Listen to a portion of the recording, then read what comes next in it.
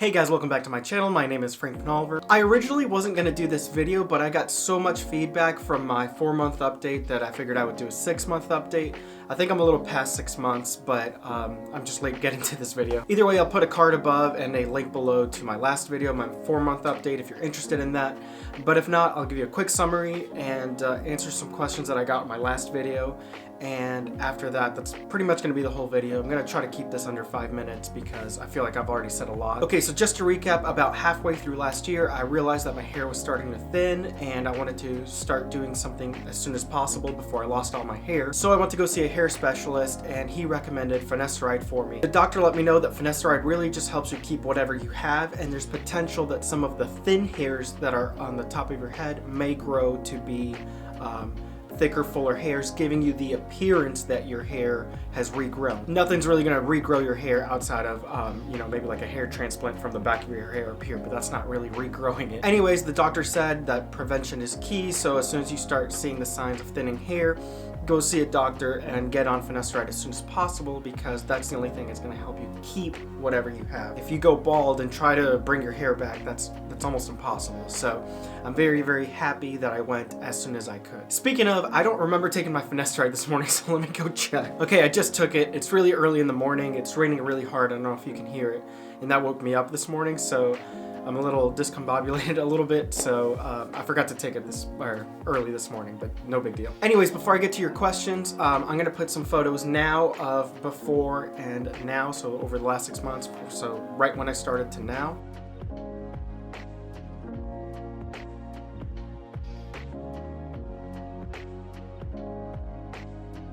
Like I've said in my other video, I still have not had the hair shedding, which means that the thin hairs are falling and growing back as thicker, fuller hairs.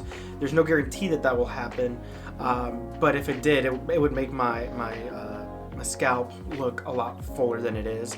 And I'm hoping for that, but at the same time, I'm happy with just holding on to what I have because I went so early that you can't really tell. Okay, so now that you guys saw the photos, there's really no difference. It's the same as my 4-month update. It's about the same from when I started, but it hasn't gotten worse, which I'm really happy about. The second part of this video was just gonna be answering a few of the questions. I feel like I answered them in the video, but I know sometimes people skip through parts of the video and may not see the whole thing. I'll answer some of those questions here. I do wanna say that I am not a doctor. So I'm going based off what the doctor has told me. So I by far am not capable of giving medical advice to people about how many milligrams you should be on, or things like that. However, I do want to make it very clear to people who read the comments. Sometimes people will go in there and put negative things. Like, this isn't going to work for you. I know a buddy of a sister from a forum that I went to who had a bad experience with it. I think what you need to do is go talk to a medical professional who's going to tell you this is the exact milligrams that you need to be on, and so far and so forth. Don't let the internet be a reason that you don't get on this medicine because you're scared of what some guy on YouTube commented who has no medical I can't even talk. What I was trying to say is a person who has no medical background or history. Either way, let me answer some of the questions that I can answer, and from there, that'll be it, I guess. I may do one more of these videos in my 9-month because I'm actually going to go back to the doctor for a follow-up visit, and he's actually going to be able to see my hair under a microscope and all that stuff. If he's comfortable with it, I will film my whole visit just so you guys know exactly what's going on. But either case, I will make a video so you guys can see before and after with his medical advice. Plus, he took professional photos of my hair when I first started. He's going to do it again on this visit, so I can actually compare with real digital photography that he took. Unlike with me, I'm taking iPhone photos and I'm trying to have the same lighting in the same room with the same hair. But it's difficult for me to do. Anyways, let's jump to those questions. Okay, so the first question is, am I on Finasteride or Finasteride and minoxidil? I think that's how you say it. I'm so bad at saying that word. But I feel like I've answered that in both of my last videos, but for those people who skip, throughout the video, I am only on Finasteride, so I'm not doing the minoxidil drops. So the big difference is that Finasteride, you take a pill every day, or every other day, or whatever the case might be, depending on your doctor's advice, and that will help keep whatever you have. on some people that it helps keep whatever you have. Some of those people have even seen their thinner hairs grow into thicker hairs, giving you the appearance that your hair is fuller, like your hair has regrown. Minoxidil is a drop that you put either once or twice a day, depending on the formula and whatever your doctor advises. And that is strictly to regrow, I shouldn't use that word. That is to make those thin hairs, the wispy hairs, into thick hairs, giving the appearance that your hair has regrown. However, it doesn't help you keep whatever you have. Typically, people will be on finasteride and minoxidil if you're like really thinning really quickly, because one will help you keep whatever you have and the other one helps you regrow those hairs. I was more concerned with keeping whatever I have because I really haven't thinned that much. And especially the way that I do my hair, it's not necessary for me to regrow those hairs because my hair kind of gets blended together and you really can't tell at all. By the way, I don't know if I said this, but I just woke up out of bed and I have bed hair, but I didn't do my hair so that I could show you guys. Right here is kind of where I'm thinning, and I have really good lighting in here. But I'm not sure if the camera's focusing or not because I can't really show you guys. But when my hair is dry and it's just natural, you really can't really tell that it's thin at all. So, ooh, almost fell. But yeah, so for those asking, you know, for outside of the pictures, I mean, this is what my hair really looks like, and it looks like I haven't thinned at all. But I have, and you can definitely tell when my hair is wet. So I'm on finasteride to hold on to what I have, which is exactly what you want to do. You want to go as early as possible because it's harder to bring back hair than it is to keep what you have. That doesn't mean if you have a full set of hair and you think you're thinning, you immediately get on the drug, because you may not be losing your hair. One common theme that I get is about the ability to have a sex drive.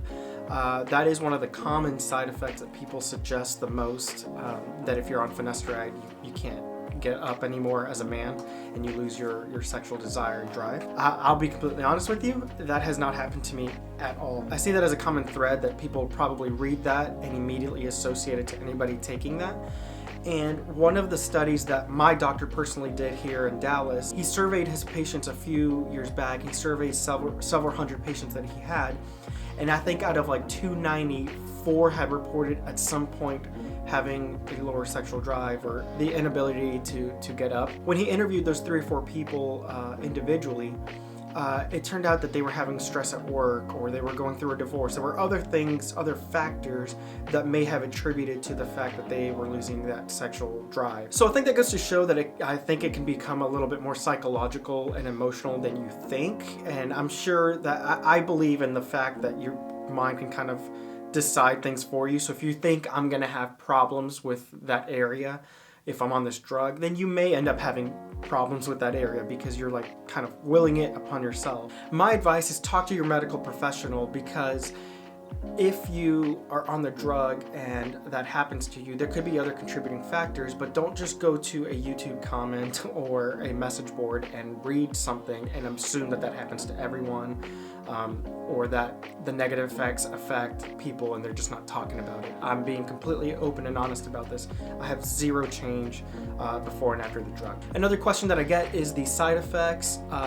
The only side effects that I had is the first 2 days I was on the pill, I had a little bit of fog brain, meaning that I was feeling a little dazy and kind of like, I don't know, I felt like I was in a haze. That went away after the 3rd day. I was still able to go to work and function and do all those things, but that went away after maybe 2 days. I haven't experienced that ever since. Another thing that I get a lot is, oh, you should be on this milligram or you should be on that milligram. I'm sure because they saw another person on YouTube talk about it, or maybe they saw a doctor talk about it on an article, I don't know. But I'm on 1.25 milligrams of finasteride plus other vitamins, and I'm not exactly clear on how much finasteride is on that. I think it's 1 milligram of finasteride and the rest is just the extra vitamins. I'm sure that for different people, different milligrams will work. I don't know his reasoning behind this one. I will get clarification on my 9-month follow-up visit, so I will make a video then and answer that question specifically. But I've heard everything from you should be taking 0.25 to 1 milligram. I don't know what the answer is, but I sure as hell would rather trust my doctor telling me to take a milligram over 0.25 just because some guy thinks that I should be on it, you know? So if I've had a few people direct message me on Instagram or Twitter or whatever, because they're like, oh, you're in such a high dosage, should I be in a lower dosage?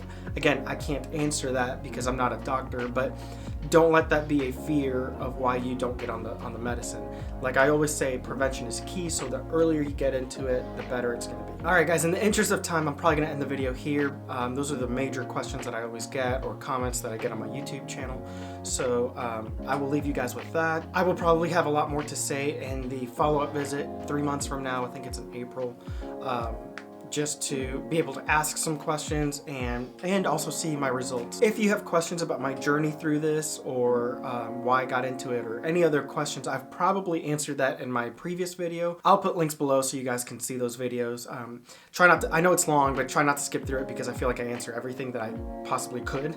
If not, hopefully this video gave you a little more clarification on some of that stuff. I was hoping this video would only be around 5 minutes. Let's see if I did that. So with that being said, thank you so much for watching, and I will see you guys next time. Bye.